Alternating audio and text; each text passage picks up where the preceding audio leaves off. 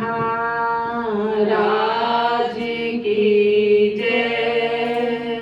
बोलिए श्री स्वामी जी महाराज की जय। बोलिए भक्त और भगवान की जय। हाँ जी, सब ठीक हो? हाँ जी महाराज जी, आप ठीक हो? हाँ जी, बड़ी कृपा है। धीरे धीरे कृपा बरस रही है, बरसती चलेगी धीरे धीरे। आनंद हो रहा है और भी आनंद होता चला जाएगा। जय हो। सब खुशहाल रहो, प्रसन्न रहो। चिंता तो होनी नहीं चाहिए किसी भी बात के अंदर और किसी भी समय। क्यों? क्योंकि जिसने चोंच दी है वो चोग जरूर देगा। वो उसकी चिंता है, वो हमारी नहीं है। क्योंकि श्री स्वामी जी महाराज जी ने एक भजन लिखा। क्या लिखा? जिसने पैदा किया वो पालेगा आखिर। छड़ दे बंदे चिंता, तू भज ले रघुवीर। जिसने पैदा किया वो पालेगा आखिर। छड़ दे बंदे चिंता, तू भज ले ओ रघुवीर। जिसने पैदा किया वो पालेगा आखिर। छड़ दे बंदे चिंता, तू भज ले ओ रघुवीर। जिसने पैदा किया वो पालेगा आखिर। छड़ दे बंदे चिंता, तो भज ले ओ रघुवीर। पत्थरों के कीड़ों को छोड़ो सीधे वे, सब जीवों की सारी वो लेवे।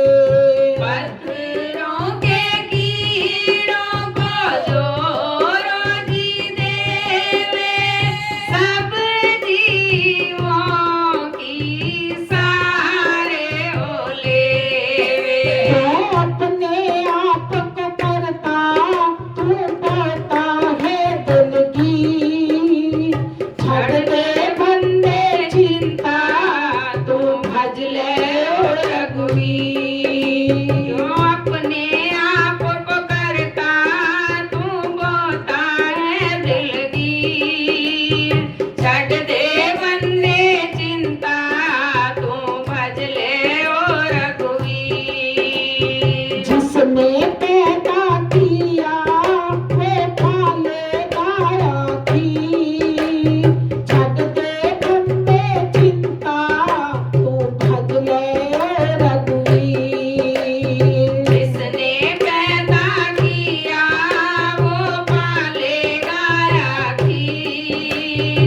छड़ दे बंदे चिंता, तू भज ले ओ रघुवीर। तो क्यों चिंता, किस बात की चिंता करता है? हमारी चिंता व्यर्थ है जो हमारे भाग्य में है। जो हमारा जब बच्चा पैदा होता है उसके पालने की चिंता मेरे प्रभु पहले ही इंतजाम कर देते हैं। पहले ही इंतजाम कर देते हैं। क्योंकि उसके लिए दूध माँ के पास पहले आ जाता है। देखिए, वो उसको चिंता है। और हम इंसान होके चिंता करें जब वो पत्थरों के कीड़ों को रोजी दे रहा है। और अब हम इंसान होके चिंता करें तो हमारी चिंता व्यर्थ है करनी। इसलिए चिंता तो किसी बात में ना हो। जो हो रहा है वो ठीक हो रहा है, वो अच्छा हो रहा है। जो होगा वो भी अच्छा होगा। मेरे प्रभु कृपा करेंगे। श्री गुरु महाराज जी अपने पावन वचनों के अंदर कथा सुनाया करते, फरमाया उन्होंने, एक राजा जिसके पास अपनी 10 पीढ़ियों तक तो धन था, 11वीं पीढ़ी की चिंता हो गई, वो कहां से खाए। देखो तो सही इंसान की हालत, कितना वासनाओं से भरा हुआ है, कितना चिंताओं में ग्रसा हुआ है। अरे जो है वो तो खा, और इतनी आगे की चिंता। एक संत के पास गया राजा, संत जी मेरा 10 पीढ़ियों तक तो धन है, मेरी 11वीं पीढ़ी कहां खाए। संत ने कहा तेरा सारा इंतजाम हो जाएगा, तू एक काम कर। राजा को कहा फला शहर के बाहर एक मकान बना हुआ है, वहां जा, एक गरीब घराना है, उनको पहले कुछ दे किया, फिर मेरे पास आना। ठीक है, चल दिया राजा। जैसे संतों ने बताया पहुंच गया, वहां द्वार खटखटाया, एक औरत बैठी हुई है, खोला, कैसे आए हो।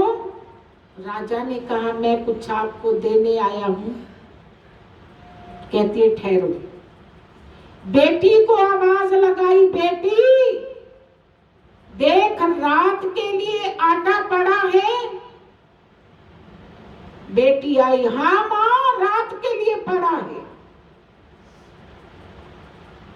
उस औरत ने राजा से कहा हमें नहीं चाहिए, जाओ। बोले ले ले, मैं तेरे द्वारे पर देने आया हूं। बोले रात के लिए हमारे पास पड़ा है। बोले कल खा लेना।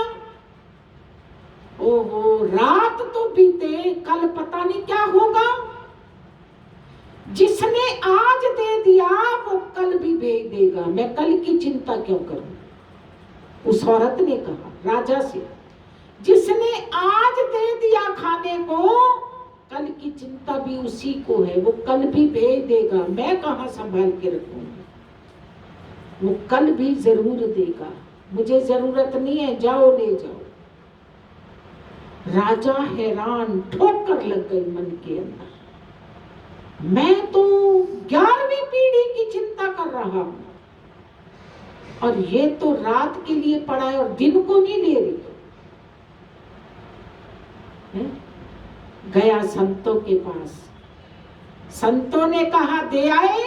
बोले उसने तो लिया ही नहीं, वो रात का पड़ा है, सुबह के लिए नहीं लिया। संतों ने कहा राजा से, राजा होकर इतनी चिंता करते हो, और वो गरीब है, रात के लिए पड़ा है, दिन का नहीं लिया, तू इतनी चिंता करता है। धिक्कार है तेरे जीवन को जो इतनी चिंता करता है। जा, भाग जा यहां से, इतनी चिंता। बस होश आ गई, क्योंकि मार गुरु की कीमिया एक झिड़क पड़ी है, दिमाग का दरवाजा खुल गया।